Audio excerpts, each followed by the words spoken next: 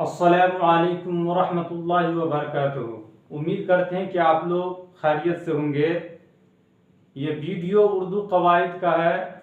जो बच्चा किसी भी क्लास के अंदर है और उर्दू का विषय रखे हुए हैं और उर्दू पढ़ना चाहते हैं, सीखना चाहते हैं, उनके लिए है। इसके अंदर उर्दू बोलने का एक जो तरीका, एक जाब्ता, एक नियम होता है, वो इसके अंदर बताया गया है। यानी हर चीज को करने के लिए एक सलीका, एक तरीका, एक कानून होता है। वही तरीका इसके अंदर बताया गया है कि आप उर्दू को किस तरह बोलेंगे, किस तरह लिखेंगे, ये तरीका इसके अंदर बताया गया है, वो भी तरतीब के साथ। उर्दू कवायद मतलब हुआ उर्दू का पढ़ने का एक नियम। एराब, एराब कहता है जबर जेर पेश को किस तरह हम इस्तेमाल करेंगे, उसके बयान। हरकत सुकनात यानी जबर जेर पेश कब होता है, कब जज्म होता है, कब साकिन होता है, उसके बयान है ये आसान लफ्जों में।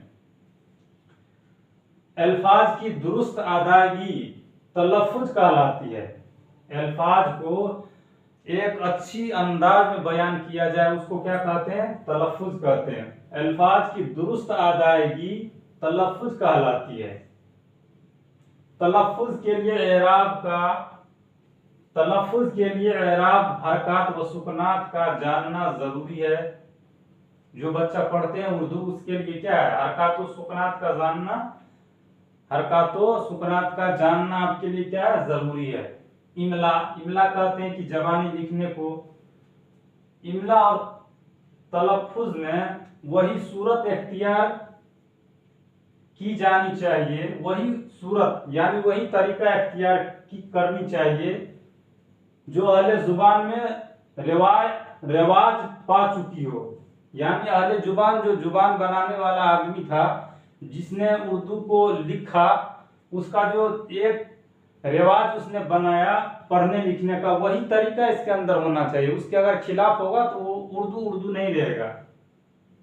यानी उर्दू में बात करते हुए, यानी क्या लिखा है? उर्दू में बात करते हुए और उर्दू ही का लहव लहजा इख्तियार किया जाए, चाहे वह अरबी जुबान के अल्फाज से मुतल्लिक हो या कोई और जुबान।